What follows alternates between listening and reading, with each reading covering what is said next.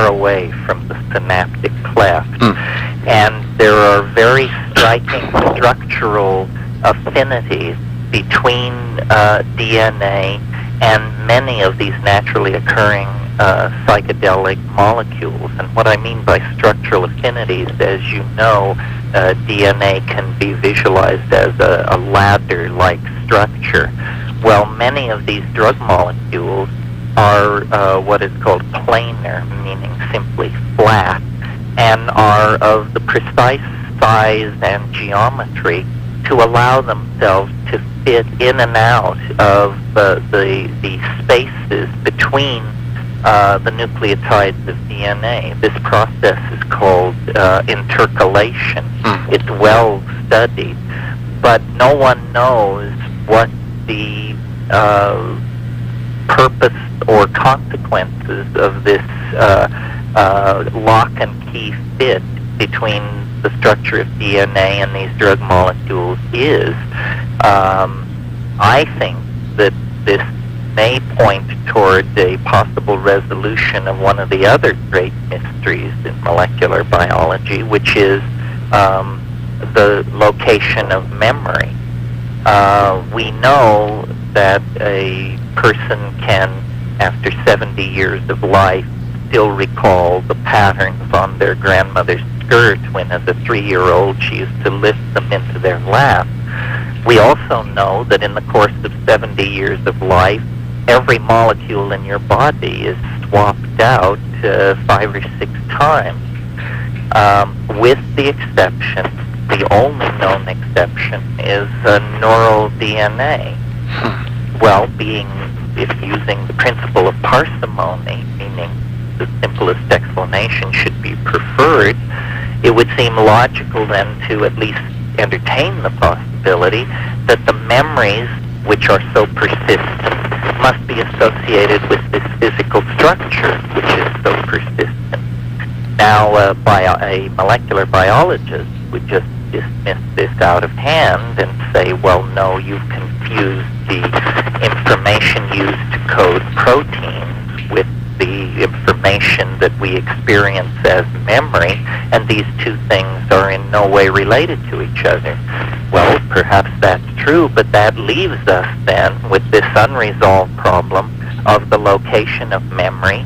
We know that often under the influence of psychedelic experiences, very vivid memories of very early parts of life seem to force themselves into consciousness.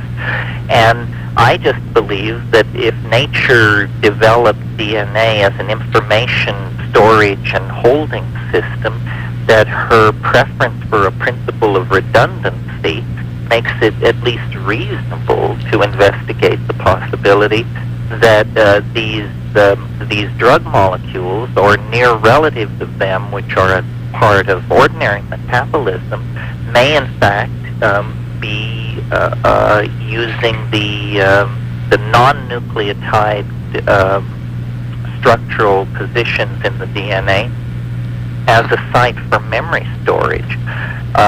It's a tremendous embarrassment to molecular biology, which discovered DNA in 1950, I believe, that since then there has been no progress whatsoever, really, on this memory question. There have been some good theories and some interesting experiments, but nothing like a real breakthrough to being able to demonstrate how this is done.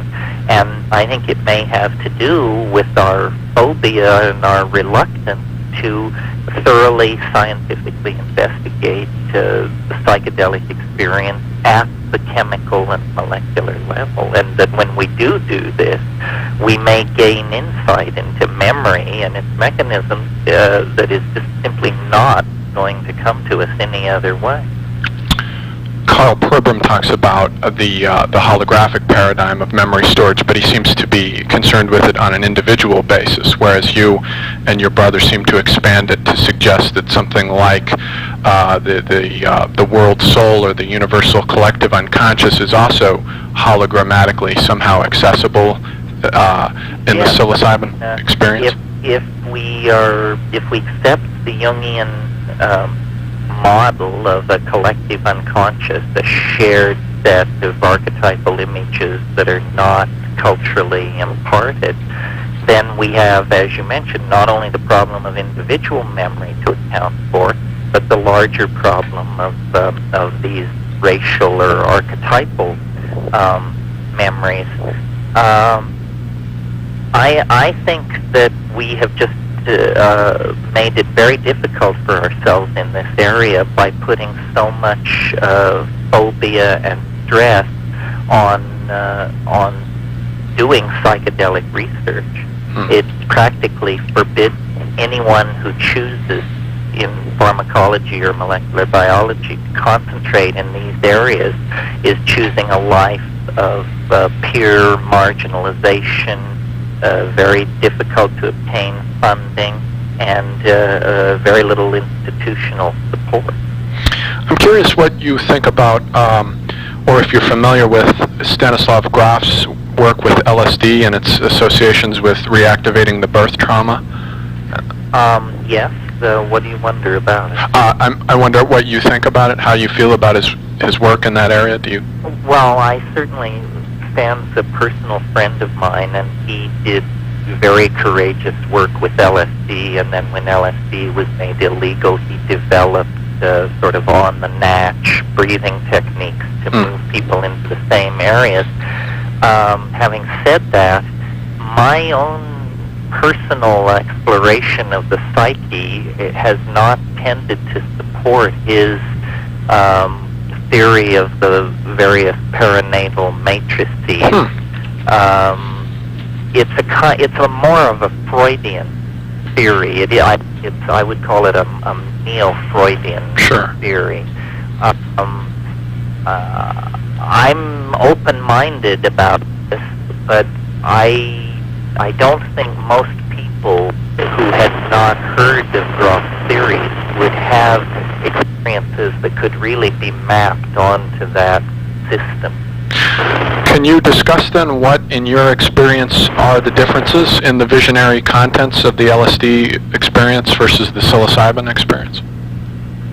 Well, yes, to some degree, each one of these things being chemically unique is like a lens made of a slightly different glass or colored slightly differently. LSD does more directly toward the structure of the personality, the structures that have arisen through the experiences and life of the individual, so that it's very good for working through what are normally, I think, as psychoanalytical issues. It is reluctantly a hallucinogen. In other words, it transforms the quality of thought, but it doesn't transform the input in the visual cortex as dramatically as some of these other things do. It's interestingly enough very suited to the program and goals of psychotherapy in a way that psilocybin or DMT or something like that may not be. Those compounds, which are plant-based, seem to be full of their own information, which they wish to impart, so that often one does not come away with deep insight into one's relationship or one's parental situation or something like that, but instead comes away with a much deeper sense of connection into the dynamics of nature, and you could almost say the world of spirit or of magical energy or something like that. Now, why this difference should obtain between LSD and psilocybin, it may be structural or it may be something deeper. For example, it may involve something like the Sheldrakean notion of morphogenetic fields. LSD, after all, was invented in the 20th century